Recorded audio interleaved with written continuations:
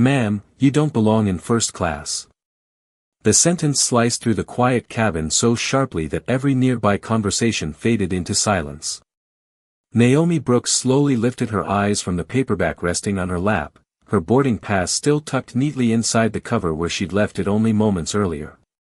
The warm glow of the overhead reading light reflected softly against the polished wood trim surrounding her seat while the steady hum of the aircraft's ventilation filled the brief silence that followed.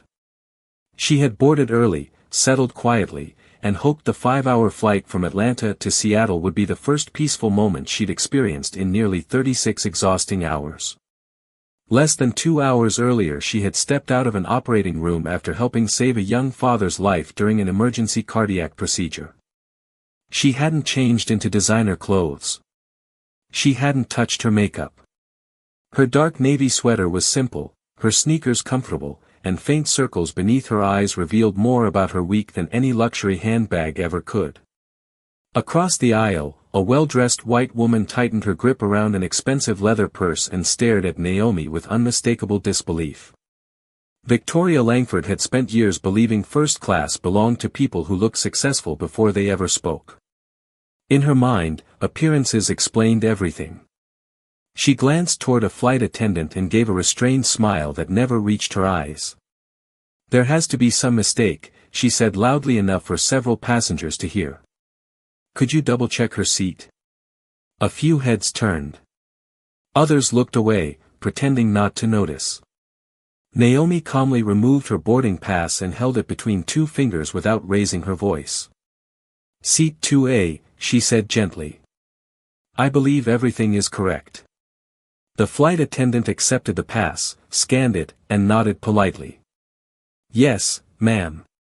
Everything is exactly as it should be." For a heartbeat, it seemed the misunderstanding would end there. Instead, Victoria's expression hardened. She stepped closer, lowering her voice just enough to sound personal but not enough to hide the contempt behind it. "People can't simply sit wherever they feel like sitting," she muttered. Naomi met her gaze without anger. "I agree," she answered softly. "That's why I sat where my ticket assigned me." The words were calm, respectful, almost effortless, and somehow that composure irritated Victoria even more. Around them, passengers exchanged uncertain glances while someone quietly slipped a phone from a jacket pocket beneath the armrest. Outside the oval windows, the last colors of sunset stretched across the runway in ribbons of orange and violet, reflecting off the aircraft's silver wing. Inside, however, the atmosphere felt colder by the second. The laughter that had drifted through the cabin only minutes earlier disappeared completely.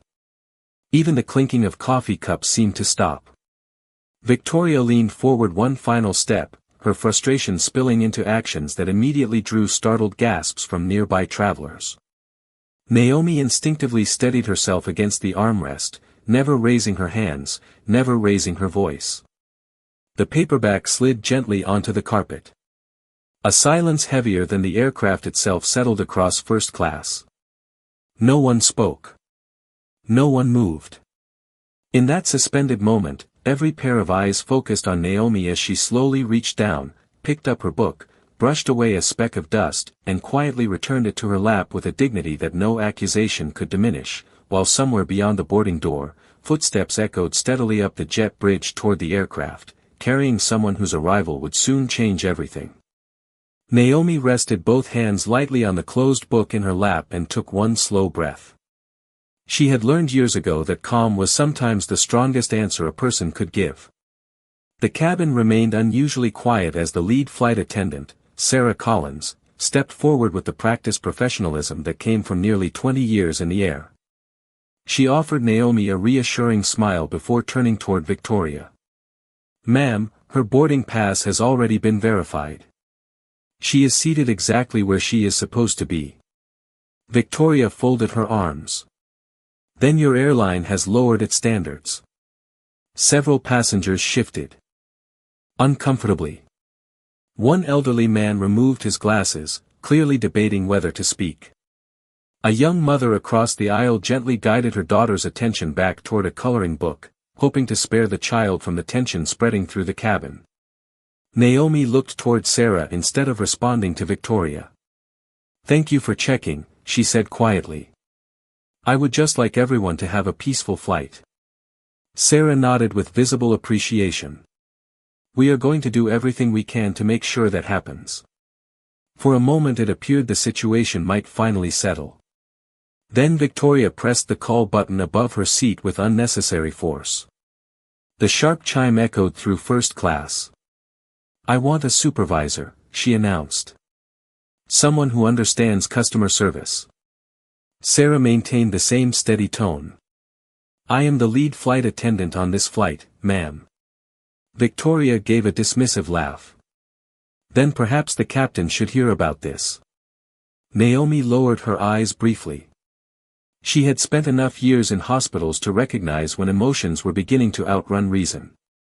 She remembered comforting anxious families in brightly lit waiting rooms, reminding them that anger often came from fear. That lesson had carried her through countless impossible nights. It carried her now.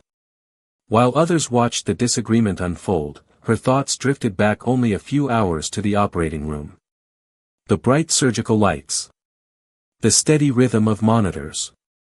The relieved tears of a patient's wife after hearing that her husband would recover. That gratitude still lingered in her heart, making the cold atmosphere inside the aircraft feel strangely distant. She refused to let one stranger erase everything good that had happened that day. Near the front galley, another crew member quietly informed the cockpit that boarding had been briefly delayed because of a passenger dispute. Outside the windows, the baggage carts rolled past beneath flashing amber lights, and the jet bridge remained connected to the aircraft longer than scheduled. In another terminal across the airport, Ethan Brooks hurried through the polished concourse with a garment bag slung over one shoulder. And his phone pressed against his ear. His earlier business meeting had run longer than expected, forcing him to take a later boarding group than his wife. "I just made it through security," he told his assistant while weaving through travelers. "Cancel everything tomorrow morning. My priority is getting home with Naomi." He ended the call and smiled to himself, already imagining surprising her with the small box of chocolate-covered pecans he had picked up from her favorite airport shop. He had no idea that only a few gates away, the woman he loved most was sitting in complete silence as an entire cabin quietly waited to see what would happen next. The delay stretched into another minute, and with every passing second the mood inside first class grew heavier. The quiet was no longer comfortable. It was the kind that settled over a room when everyone sensed they were witnessing something they would remember long after the day ended. Sarah Collins spoke softly into the intercom connected to the front galley before returning with the same composed expression she had worn from the beginning. "Ladies and gentlemen, thank you for your patience. Boarding will continue shortly." Her voice remained steady, but even she could feel dozens of eyes searching for answers. Victoria gave an impatient sigh loud enough for the surrounding rows to hear. "This entire flight is running behind because nobody wants to address the obvious problem." Naomi slowly looked toward the window where the fading evening light reflected across the wing. The airport runway shimmered beneath rows of blue taxiway lights while service vehicles rolled methodically through the distance. She reminded herself that peace was a decision, not a circumstance. Years in medicine had taught her that panic rarely solved anything. Across the aisle, an older gentleman finally leaned forward. "Ma'am," he said politely to Victoria, "her ticket has already been verified. Perhaps we should simply allow everyone to travel in peace." Victoria barely acknowledged him. "You are free to accept whatever standards you want." "I am not."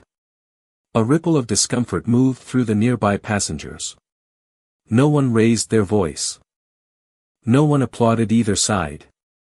Instead, they simply watched, uncertain where the moment would lead next. Near the rear of first class, a college student quietly lowered his phone after recording only a few seconds. Something about Naomi's calm expression made him hesitate. This no longer felt like entertainment. It felt important. Sarah stepped beside Naomi once more. "Dr. Brooks," she said quietly after glancing at the passenger manifest, "I apologize for everything you have experienced today." Naomi offered a gentle smile. "Thank you. None of this is your fault. Sarah blinked in surprise. Most passengers demanded compensation. Naomi offered understanding instead. The simple kindness lingered in Sarah's mind longer than any complaint ever had. At that same moment, the boarding door near the front of the aircraft opened again as several final passengers entered. Rolling suitcases clicked softly across the jet bridge while the familiar scent of fresh coffee drifted inside from the terminal. Ethan Brooks stepped through the doorway carrying a dark garment bag over one shoulder and a small gift bag in his other hand. He smiled automatically as he thanked the gate agent, completely unaware that nearly every face inside first class was turned toward the center of the cabin instead of preparing for departure. He paused only briefly after noticing the unusual silence. Even frequent travelers recognized when something felt wrong. Sarah glanced toward the boarding entrance, relief briefly crossing her face as she recognized the final passenger assigned to seat 2B. She checked her tablet once more before looking back toward Naomi. Naomi had not yet turned around. She was still watching the fading sunset beyond the window, unaware that the footsteps moving steadily down the aisle belonged to the one person whose presence always made every difficult day feel lighter. Ethan adjusted the strap on his shoulder, smiled as he spotted the familiar silhouette seated beside the window, and took another step forward, still holding the small box of chocolate-covered pecans he had planned to surprise his wife with before the flight ever left the ground. Naomi finally turned her head as the familiar footsteps stopped beside her seat. The exhaustion that had weighed on her face all evening softened into a quiet smile the instant she saw Ethan. "You made it," she said gently. Ethan returned the smile without immediately noticing the strained expressions surrounding them. He placed the small gift bag on her tray table. "I almost missed boarding, but I promised you those chocolate-covered pecans." Naomi let out a faint laugh that lasted only a second. Ethan immediately sensed something beneath it. 20 years together had taught him to recognize even the smallest changes in her voice. His eyes moved from her face to the unusually silent passengers nearby, then to Sarah Collins, whose professional expression could not completely hide her concern. "Is everything all right?" he asked. Before Naomi could answer, Victoria spoke first. "Apparently your wife believes she can create a scene and still expect everyone else to tolerate it." Ethan looked at Victoria with calm curiosity rather than anger. "I am sorry," he replied politely. "I was asking my wife." Naomi rested one hand lightly on his forearm. "It has been a misunderstanding," she said. "The crew has been respectful." Sarah nodded immediately. "Dr. Brooks has been nothing but gracious." Ethan thanked her with a brief smile before taking his assigned seat beside Naomi. As he fastened his seatbelt, he noticed the paperback resting on Naomi's lap. The corner of the cover was bent, and a faint mark remained on the sleeve of her sweater where she had brushed against the armrest earlier. It was a tiny detail that most people would never notice, but Ethan had always paid attention to the little things. "Did someone upset you?" he asked quietly. Naomi hesitated. She did not want the evening to become something larger than it already was. "It is not important," she answered softly. "I would rather just go home." Ethan studied her face for another moment. Her words asked him to let it go, but her eyes told a different story. Across the aisle, the older gentleman who had spoken earlier cleared his throat. "Sir," he said carefully, "your wife has handled herself with remarkable dignity. I believe you deserve to know that she was treated unfairly after boarding." Another passenger slowly nodded in agreement. Then a young mother added, "She stayed calm the entire time." Sarah lowered her eyes briefly before speaking. "Everything that occurred has been documented according to airline policy." Ethan listened without interrupting anyone. He never rushed to conclusions. Years as a civil rights attorney had taught him that truth revealed itself most clearly when people were allowed to speak without pressure. The cabin remained still. Even the usual sounds of overhead bins closing had faded. Captain Daniel Reeves stepped out from the cockpit after receiving an update from the crew. He approached with measured confidence and offered Ethan a courteous greeting before turning toward the passengers. "Ladies and gentlemen," he said evenly, "we appreciate your patience. We expect to depart shortly." Ethan stood slowly, buttoned his suit jacket, and looked first at Naomi, then at Sarah, and finally toward the captain. His voice remained calm, controlled, and almost impossibly steady. "Captain Reeves," he said, "before this aircraft leaves the gate, I respectfully request that every available incident report be preserved and that no witness be asked to leave until the facts are fully documented." The words were neither loud nor emotional, but the effect was immediate. The quiet cabin seemed to grow even stiller as several passengers exchanged surprised glances, realizing for the first time that this flight was no longer simply delayed. It had just entered an entirely different chapter. Captain Daniel Reeves did not answer immediately. Instead, he studied Ethan with the calm expression of someone accustomed to making difficult decisions under pressure. "May I ask why you are requesting that the boarding process remain paused?" he said respectfully. Ethan reached into the inside pocket of his jacket and removed a slim leather card holder. He opened it just long enough for the captain to read the identification inside before quietly placing it back into his pocket. Nothing about his movement was dramatic. It was deliberate. Captain Reeves looked at him again. This time with noticeably greater attention. "Thank you," he replied. "I understand." Ethan nodded once. "I am not asking for special treatment. I am asking that everyone involved be treated fairly and that the facts remain exactly as they are before memories become uncertain." Sarah Collins immediately understood the significance of the request. Airline procedures existed for moments like this, but they were often overlooked when flights were running behind schedule. She picked up her tablet and began recording the sequence of events in greater detail. Victoria crossed her arms again, although her confidence had begun to fade. "This is completely unnecessary," she insisted. "Everyone already knows what happened." Ethan turned toward her with the same measured composure he had shown from the moment he boarded. "That is precisely why documentation matters," he answered. "People often remember the same moment very differently." His voice never rose. There was no accusation in it. Only quiet certainty. The older gentleman across the aisle slowly raised his hand. "Captain," he said, "if you are collecting statements, I would be happy to provide one." Before the captain could respond, the young mother spoke as well. "I would too." Then another passenger added, "I saw the entire exchange from the beginning." Within seconds, several more travelers volunteered to cooperate.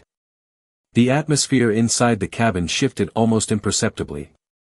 What had begun as an uncomfortable silence was becoming something else entirely. People who had avoided eye contact only minutes earlier now seemed willing to be seen. Sarah carefully noted each seat number beside the names of those offering to speak. Near the rear of first class, the college student who had briefly started recording raised his phone. "I stopped filming because it felt wrong to keep recording strangers," he admitted. "But I still have the first few seconds if they help establish the timeline." Ethan thanked him with a simple nod. "Preserve it exactly as it is. Do not edit it. Do not send it to anyone." The student immediately agreed. Captain Reeves looked toward the open boarding door where the gate agent was waiting for instructions. The departure clock continued counting down, yet suddenly the schedule seemed less important than the responsibility resting inside the cabin. Naomi remained seated beside the window, her hands folded quietly together. She had still not asked for anyone to be removed from the flight. She had not demanded compensation. She had not even criticized Victoria. She simply watched the fading sunlight disappear beyond the runway, hoping the evening could end with honesty instead of hostility. That quiet grace affected the witnesses more deeply than any speech could have.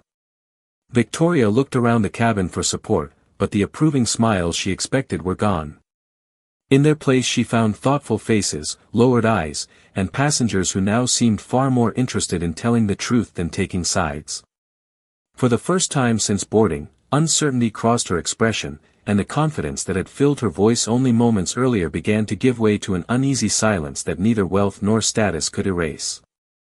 The cabin settled into an almost unnatural stillness. No one reached for a magazine.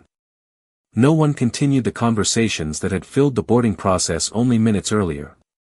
Even the soft rustling of carry-on bags had disappeared beneath the steady hum of the aircraft.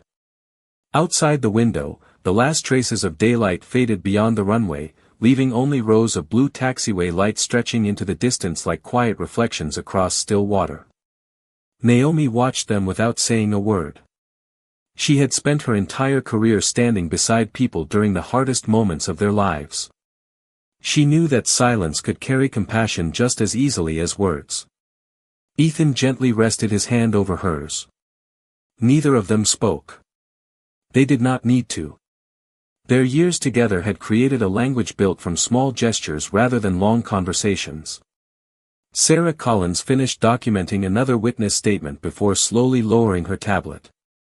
She glanced toward Naomi and found herself wondering how someone who had been treated with such unfairness could still respond with such grace. In nearly 2 decades of working thousands of flights, she had witnessed missed connections, medical emergencies, severe weather delays, and countless disagreements between passengers. Yet this moment felt different. The calm she saw in Naomi did not come from weakness. It came from a lifetime of choosing dignity over bitterness. Across the aisle, the older gentleman quietly folded his newspaper and placed it inside the seat pocket without ever opening it again.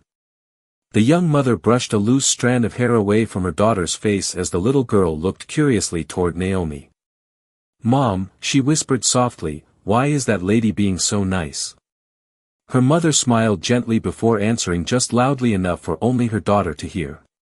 "Because kindness tells people who you are even when other people forget." The child nodded slowly, as though storing those words somewhere she would remember for years.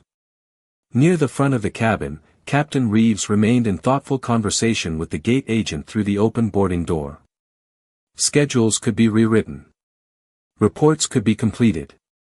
Another departure slot could always be assigned. Trust, however, once lost, was far more difficult to recover. He understood that every decision made during the next few minutes would reflect not only on himself but on every member of his crew. Victoria remained seated without speaking. She no longer looked toward the surrounding passengers for agreement because none came. Instead, she stared quietly at the carpet beneath her feet while the reality of the room slowly settled around her. The confidence that had once filled every sentence had dissolved into reflection. No one mocked her. No one celebrated her discomfort. The silence itself had become the loudest voice inside the aircraft. Ethan looked toward Naomi once more. "Are you all right?" he asked gently. She gave a small nod and smiled with tired eyes. "I will be," she answered. "I just want everyone to remember that moments like this do not begin with policies. They begin with assumptions." Ethan squeezed her hand a little tighter. Around them, several passengers quietly lowered their eyes, recognizing themselves somewhere inside those simple words.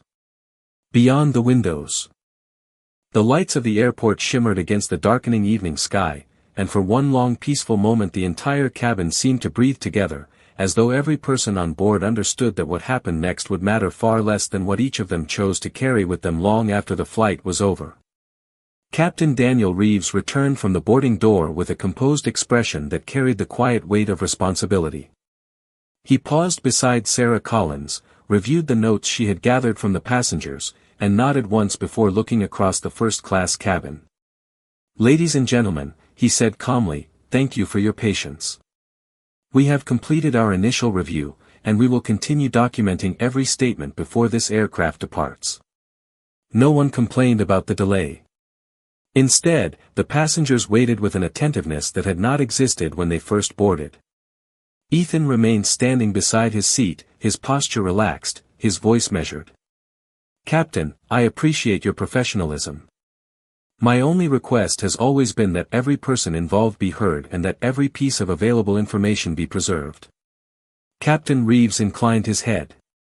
"That request is entirely reasonable." Sarah stepped forward holding her tablet. "Captain, there is one additional detail." She looked toward Naomi before continuing.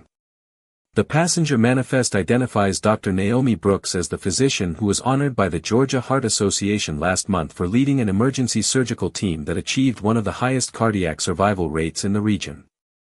A quiet murmur spread through the cabin. Naomi lowered her eyes almost immediately, clearly uncomfortable with the sudden attention. "Please," she said softly, "that has nothing to do with what happened today." Sarah answered with genuine respect. "You are right. It does not change what happened. It simply reminds us that none of us truly knows the person sitting beside us." Before anyone could respond, the older gentleman slowly smiled. "I knew I recognized your name," he said. "My neighbor speaks about your hospital all the time. His granddaughter is alive because of a surgeon there." Naomi offered only a gentle smile. "There are many wonderful doctors. I was fortunate to work with an extraordinary team." She refused to claim credit that belonged to others, and that quiet humility seemed to leave an even stronger impression on the people around her. Victoria remained motionless. The certainty that had guided every word she spoke earlier had disappeared completely.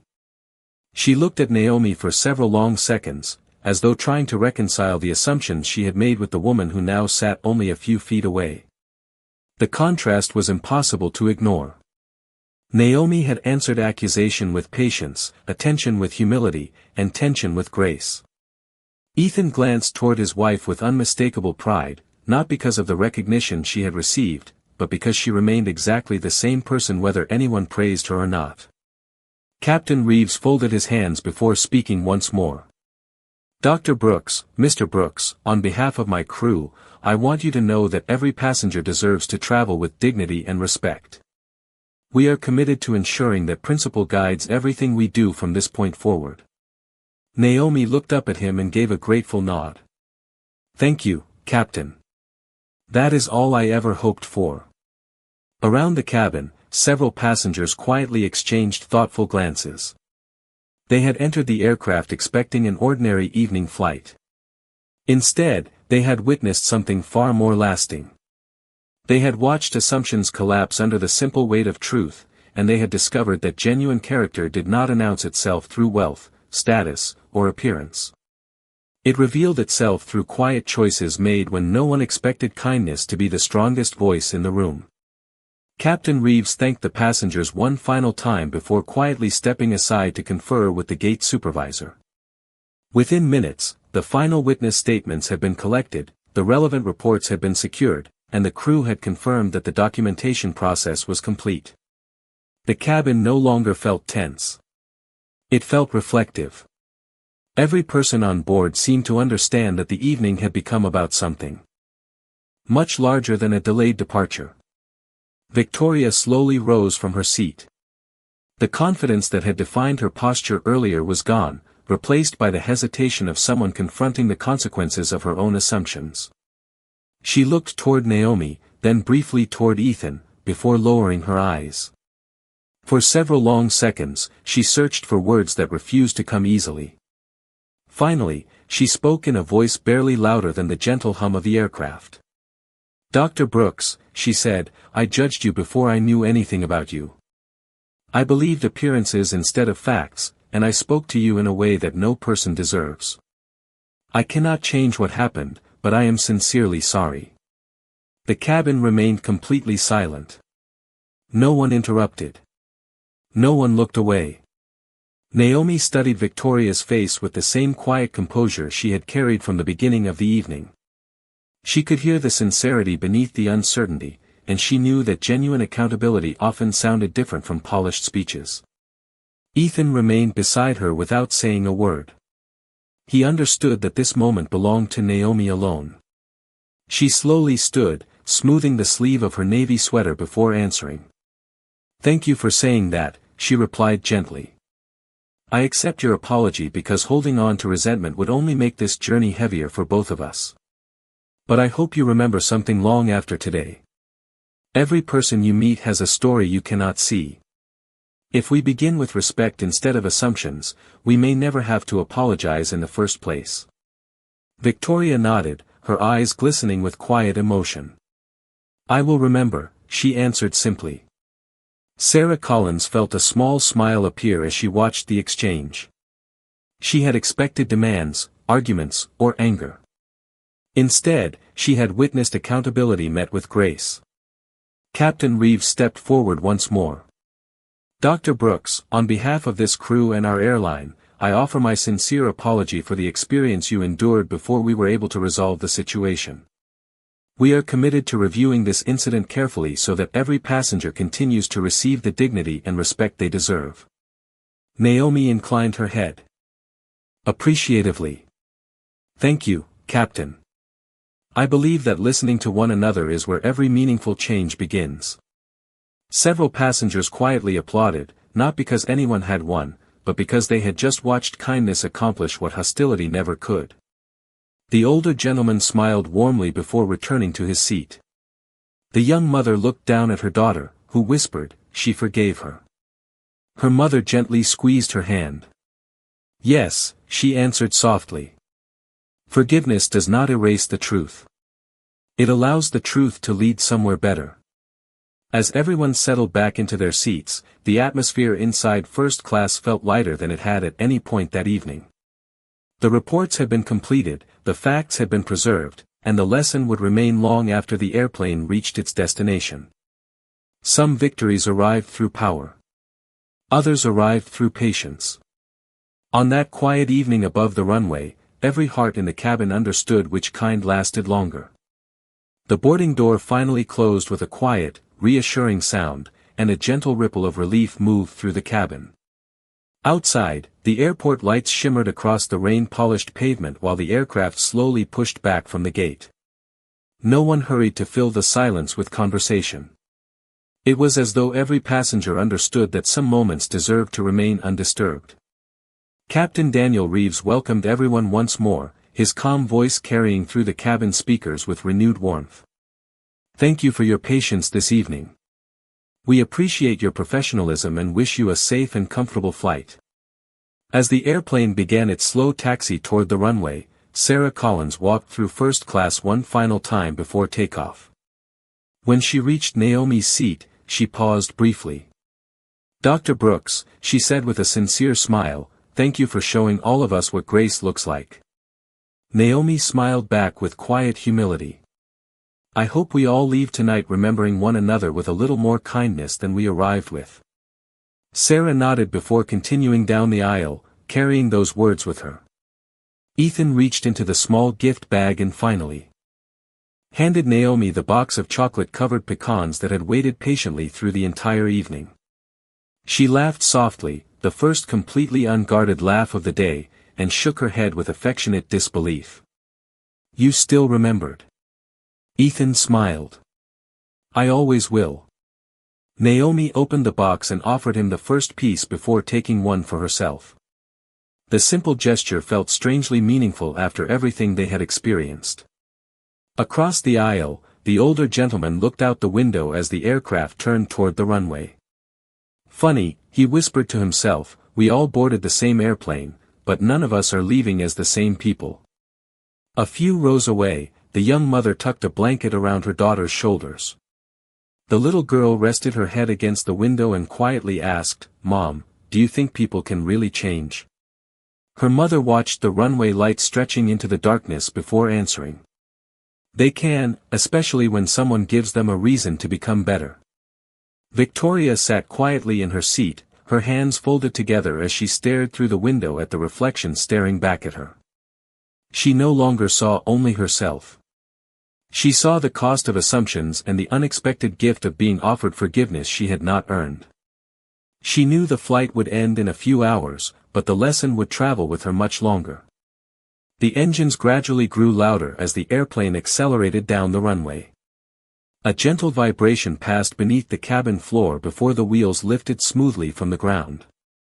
The city lights slowly drifted farther away, becoming scattered points of gold beneath the wings. Naomi leaned her head lightly against Ethan's shoulder and closed her eyes for the first time since boarding. She did not feel victorious. She felt peaceful. Ethan quietly held her hand as clouds welcomed the aircraft into the night sky. Around them, reading lights blinked on one by one while conversations returned in gentle whispers, carrying a different warmth than before. No applause followed. No dramatic speech interrupted the quiet. There was only the steady rhythm of the engines, the soft glow of cabin lights reflected across the windows, and a simple truth that lingered silently in every heart on board. Respect is never determined by appearance. Dignity is never granted by status. And sometimes the strongest person in the room is simply the one who chooses kindness when everyone else expects anger.